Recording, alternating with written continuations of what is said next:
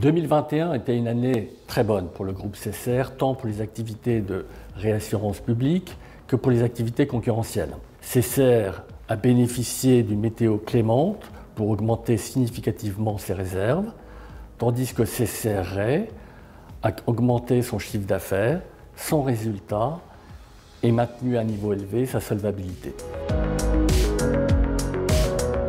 CSR d'abord.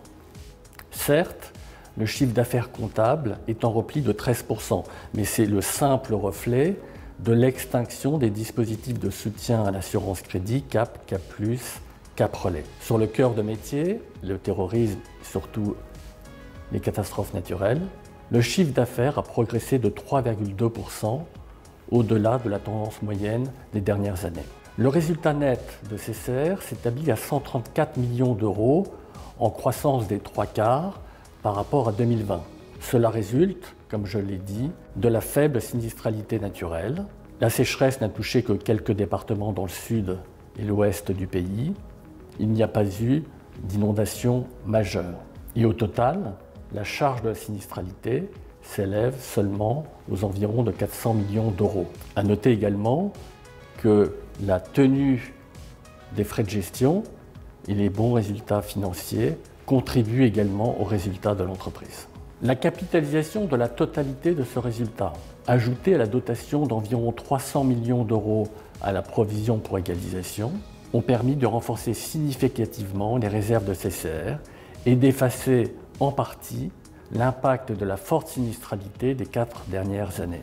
Aujourd'hui, CSR a désormais la capacité de couvrir une catastrophe de 4,9 milliards d'euros à l'échelle du marché sans faire appel à la garantie de l'État.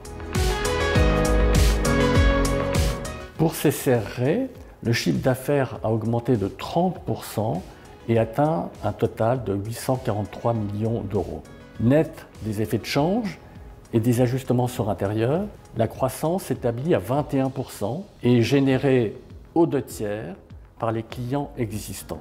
Le résultat net a plus que doublé, passant de 18 à 41 millions d'euros grâce à la forte amélioration de la rentabilité technique en lien avec le profil de portefeuille et la discipline de souscription. C'est vrai pour le segment Vie Santé, dont la marge bénéficiaire s'établit en hausse à 3,1%, toutefois sous l'objectif de moyen terme de 5%. C'est surtout vrai du segment IARD, dont le ratio combiné à 96,6% est meilleur que celui des principaux leaders du marché. Enfin, et c'est important, le ratio de solvabilité mesuré selon la métrique Solvabilité 2 s'établit à 192% compte tenu de ses bons résultats et de la bonne tenue du portefeuille d'actifs. Plus que jamais, CSR Re peut voir l'avenir avec confiance. D'ailleurs, nous réfléchissons en ce moment à une augmentation de son capital pour financer cette croissance future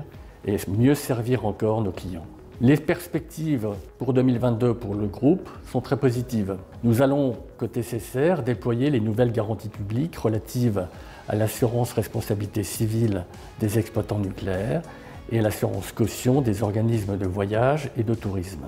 Côté CSR Re, les renouvellements au 1er janvier se sont traduits par une croissance de 17% et une amélioration du profil de risque et des termes contractuels.